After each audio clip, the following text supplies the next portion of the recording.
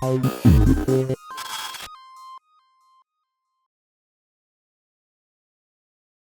to the Upcakes podcast, guys. My name is Mark. Together with me tonight is Jamo, Robbie, and also Miles. Miles is currently in the airport in Davao, so you might be seeing him dropping off in a few minutes. And also, Robbie is certainly remote, I think, in a pickleball court. So baka may marinig tayong mga dings. Today, we'll be talking about the final result of the team that we had in AUBL, their stint in China as they head towards to Korea. We're going to review a little bit what were the results in AUBL. We're going to speak about a little bit their continuing training in Korea, and then we're going to touch about one of the breaking news that we had over the last few days, which is the decision on Ateneo being able to participate in season 89. So let's start first with our AUBL results. So for AUBL, we ended our stint there with a 2-1. It's 1-2 record. 1-2. 1-2 record. Yeah. Us being the second in our group, but then as we head into the quarterfinals, we head into that particular game losing to anong team na tinatalo tayo? Tsinghua University. So during that game itself, we had some a total score of 81-85. So Tsinghua got the score of 85. We have some key performances from people like Ray Remogat with 19 points, VJ Pre 18 points, and also good outing for Deontay Miles for that particular game. So guys, what are your thoughts about our results from the quarterfinals and overall on our stint in AUBL? Miles? Well, dun sa quarterfinals natin, I think Deontay Miles. So let's start with the positives. No? Deontay Miles acquitted himself well. There were questions among observers kung talaga bang he's worth the hype. Kasi for the longest time during the off-season, mas nakikita natin si Francis Naruka. And for good reason kasi si Francis Naruka, he actually plays well along sina Gani and si Sean, no? Because he can play the 4. Si Deontay Miles, he plays the 5. So you would understand na it could also probably be because he's sharing time with Gani and Sean. But despite that, he acquitted himself well. I thought we did better against Tsinghua University than we did against Korea University in terms of defending the 3. Guys. And I'm glad to see Ray Remogat finally break out of his recent scoring slump. Yun nga lang, for this game, I thought we had a legit chance. I don't hate this loss. As a matter of fact, I don't think about it in the same way dun sa loss natin sa Korea University where we really got punished dun sa missed defensive assignments natin. For this one, it's just a matter of probably executing better. We tried to defend better, pero nag-iinit talaga sila from deep. And we also had a lot of gimmies that didn't go in. So as long as this game doesn't happen again, which I doubt it would, it feels like an outlier game. Then that's okay. But that being said, I think may mga things tayo that we really need to work on. Like in the middle of the off season, the preseason, it looked like we're the clear favorites. But right now, it looks like meron tayong a few tweaks that need to be done in order to ensure na tayo talaga yung favorites because we might get exposed by some other teams, especially teams like Adamson and Ateneo. Adamson and Ateneo will go to Ateneo later, no, at the UAEP decision ng Ateneo. Pero the way that these two teams like to play, especially Ateneo now, that they don't have a big front court. They like to play more with their wings and their shooters. So we will need to defend them better this coming season. How about you guys? Chama? Etong sa Tsinghua game, finally lumabas yung yung shooting natin. They actually outshot us 15-10, 'di ba? 15-10 3-pointers. Normally yung 10 3 points a game parang pangpanalo na yun eh. That's converted to 30 points. Pero it's a simple case of they shot better. We medyo tayo sa tag dito sa pag-defend ng on the perimeter, medyo nahuhuli tayo kaya tayo naging Kaya tayo natitirahan ng ganong karami. No, pero yeah, it's a good exposure, no. AUB overall, the experience sa sa AUBL, it will be good for the boys. And remember, meron pa tayong home and away games in November, December, and home games in February. So we'll see how the boys will improve in the coming months, no. And yeah, actually they nasa sila ngayon, 'di ba? Korea. And in fact, may kinalaban silang yung isang university na dapat nasa kabilang bracket ng AUBL na we didn't have a chance to face. Actually, nakalaban nila dun sa training nila ngayon sa Korea. So, which I think nanalo tayo.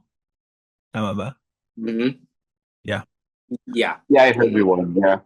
I heard. I think just to jump off dun sa point ni Jamo, yung training sa Korea is actually a good opportunity to work on our, I wouldn't say weaknesses, pero yung mga points for improvement na UP, because as can be seen doon sa last 3 losses natin in the preseason, and I am referring to the San Beda Phil Oil game, the Korea University game in the elimination round, and the Tsinghua University game in the quarterfinals. There's a common thread in all of those losses, and what's that? Defending the 3-point shot.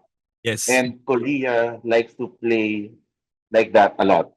As in, they do that they turn it up to 100. They do it so much more than those other teams. If San Beda and Tsinghua University do it, yung mga Koreano like Korea University, they do it 4 or 5 times more than those other schools. So it's a good opportunity for us to actually learn how to defend the 3-point shot better sa mga kalaban natin. Now, we don't really have... Napaka-consistent pa naman nila sa tres. Correct. We don't have a lot of competition sa UAAP na ganun yung laruan. No? I think I'm referring to the contenders like FEU, LaSalle, UST. That's not really their game, especially UST who likes to play from the inside. FEU also likes to play from the inside except when they have to go to Joric, but that's just one guy. Si Mason Amos then can also do that, but that's just also one guy. They really like to penetrate the lane more with Cortez and sometimes Pablo on the post, but that's not the way the top contenders in the UAE play. Even NU, si Palachelo likes to play on the post at saka sa mid-post, shooting the mid-range jumper.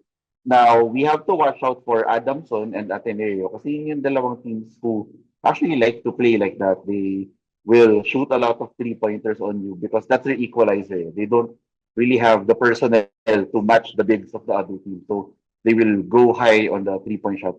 Now, here's the thing. Even if hindi ganun yung laruan ng UST, LaSalle, or FU, or even NU, they have the personnel to play like that. So that's something we have to watch out for. Kasi what if yan yung gawin nilang adjustment just to beat us in a playoff game or even in the finals? So that's really something we have to watch out for. And the Korea training is a good opportunity to work on that. Yeah. Robbie, your thoughts? Overall lang naman, tingin ko hindi naman for naught ang UBL. The team did a decent job. Siguro it's part of the adjustments na rin. When you get to face a new system, diba? It's not you don't hindi mo naman mananalo palagi lahat eh. Diba? It's always when you encounter a new system, you see new plays from other teams, diba? Hindi naman pare-pareho lahat. And that's good for a team that has always been known to make tremendous adjustments. So for me, AUBL is a good test. Iron sharpens iron. Diba? It's, especially meron tayong mga bagong mga bagong players na coming into season 89. Di- di- Maybe it's the first time they've encountered uh, teams na malakas sa perimeter shooting or sa labas, di ba? There are some teams na that are good playing from the paint. But so tingin ko AUBL is a good test for for the men's basketball team. Yung mga Mhm. nakalaban natin sa AUBL, mga ano sila, multiple time champions din in their respective home leagues. Yeah. May mga pro din sa ibang team, no? Tama Yeah. ba? Oo. Yeah. Nasa pro na. Yeah. Pwede kang pwede kang maglaro doon pwede ka pa mag-represent sa school mo if you are less than 2 months removed from your last playing season. So, yeah. Okay. Mhm. So great exposure and experience from our team coming out of the AUBL. We'll see, obviously, on our future participation as well in AUBL, how we go ahead and match up to them now that we know who will be our competition also in AUBL. So a lot of things that we would be able to work on now that we got a little bit more exposed, diba, with some of the better teams that we have in AUBL. And that's something that will be carrying us to drive and be better as we do our final off-season training in Korea. So all the best to our boys, and we'll speak more about them perhaps after the Korea stint prior to the start of the season. Miles, boarding ka na ba? Yes, correct. I'm about to board now, so it's been nice, guys, and I'm really glad to share my thoughts regarding our AUBL season, and hopefully mabuild upon natin yung experience natin sa AUBL into really fruitful season in the UAAP. So yeah, I'll see you guys around, and thanks for this wonderful evening discussion, guys. I'll wait for the upload. Okay, Miles, 'di ba? Ang ating Davao correspondent is now boarding his flight going back to Maria. So safe skies sa'yo. Miles, 'di ba? Si Miles, Yeah. kung natatanong niyo kung bakit siya nasa Davao, may ni-recruit siya, si Duterte. Charot yung player. I'm just kidding. Carla. Grassroots si Direct. I know, di ba? Okay, as Miles obviously tries to board, tumawalan siya na signal in a bit. We'll jump into one of the other breaking news that we have in the last week or so. So there'll be now 8 teams participating, sure na, in UAAP Season 89. The Ateneo Blue Eels got the clearance from the UAAP board to participate. Though one of their decisions as well is to hand down a perpetual ban to Coach Tab Baldwin because of the recent incident that happened as well with the Ateneo Blue Eagles. So, simulan natin, guys, at least with your thoughts. What new dynamics with this Ateneo Blue Eagles team bring in the UAAP, especially under a new head coach? How will it be different? And then also, what are the implications, perhaps, of the team joining this season? Jamo, any thoughts? Okay, ang thoughts ko lang dyan is the decision on Tab Baldwin on perpetually banning Tab is, I would say, consistent with the previous case of Aldin Ayo and Sorsogon Bubble, diba? So yung pinaka pasimuno nung nangyaring yun ang na perpetually ban, in this case si Coach Tab. So consistent naman na si Coach Aldin din naman na ban siya perpetually from the league.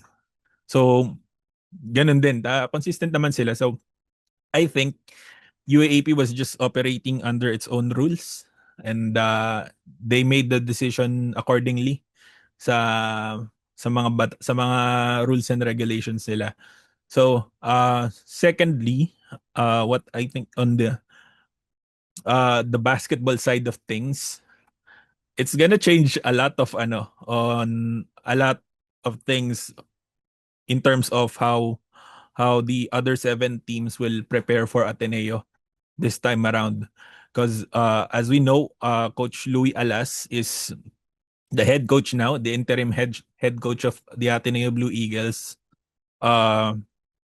the last time he coached a um collegiate team is with the Letran Knights way back in 2011 ba 2012 or earlier pa sa matagal na.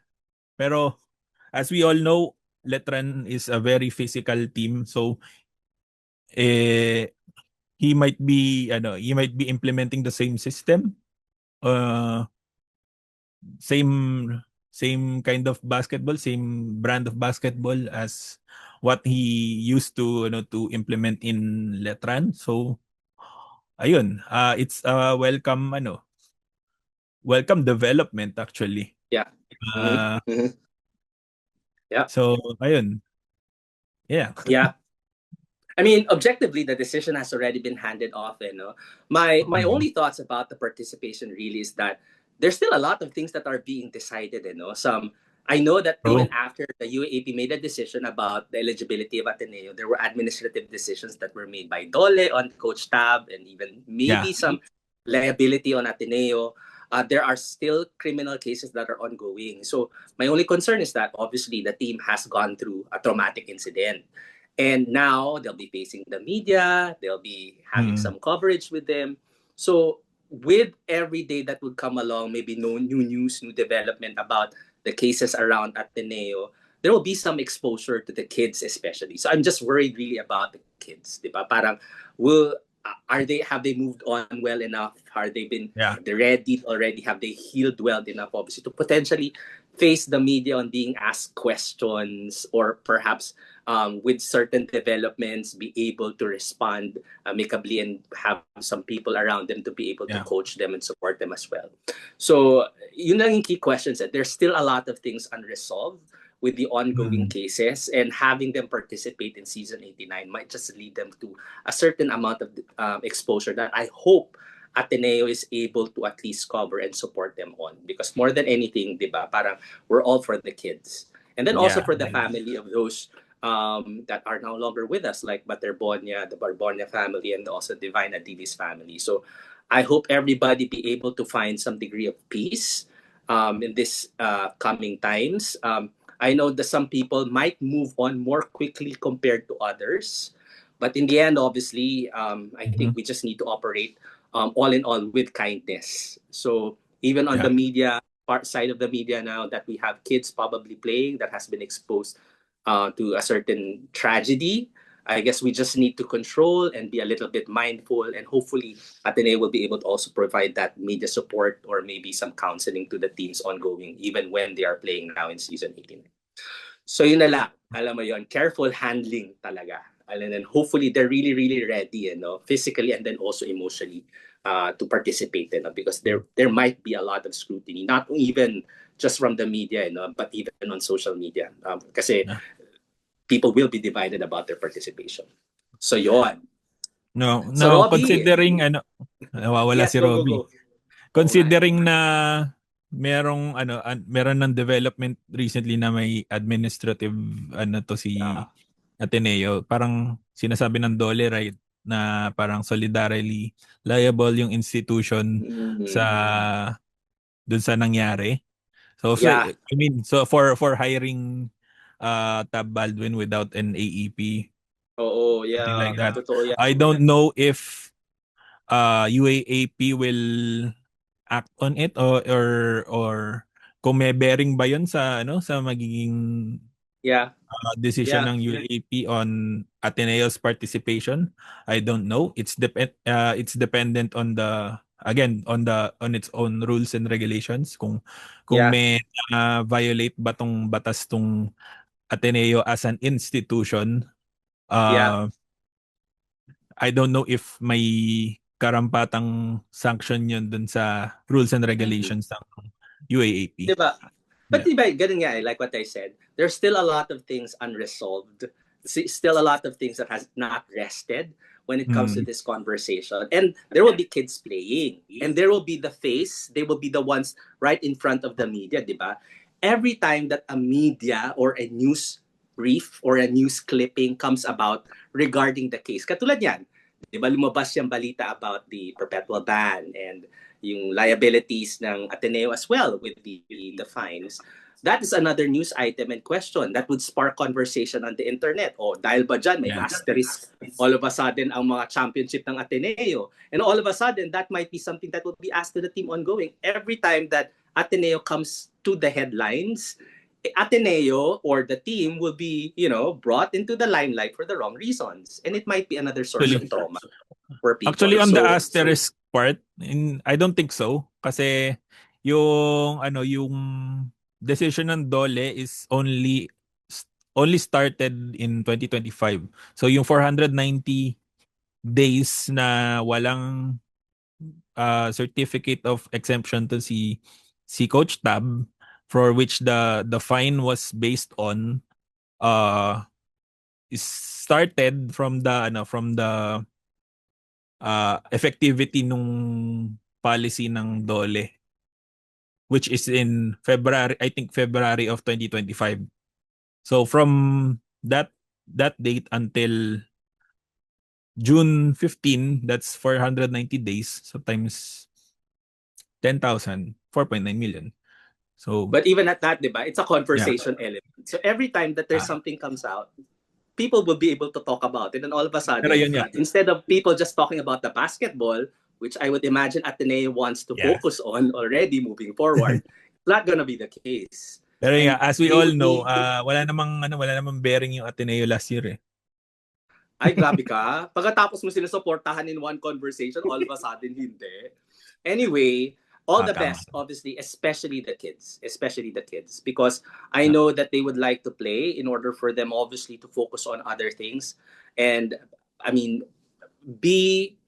not be a victim of the situation completely. And we all want that for everybody to be able to have peace and move on. And hopefully, the circumstances that happens in the coming months, especially during the UAAP, is something that will be a good or at least a peaceful experience for them. Okay? Robbie, just saying facts ba? though. Robbie, okay ka na? Mag-hi ka na lang? Okay, doon na muna natin isasara ang ating episode today ng The Updates Podcast. Stay tuned as we are going to be planning our Super Pod, our collab episode ahead of the UAAP Season 89. Ito is going to be recorded a week before the start of the UAAP season, and we're going to be inviting some of our regular Super Pod guests. So stand by for that. Again, this is Mark, Jamo, and also Robbie, and then also si Miles that is currently boarding. I would imagine na nasa runway na siya. Stay tuned for our next episode, and as always, like, subscribe, and follow us. And everybody, guys, UP Fight! UP Fight!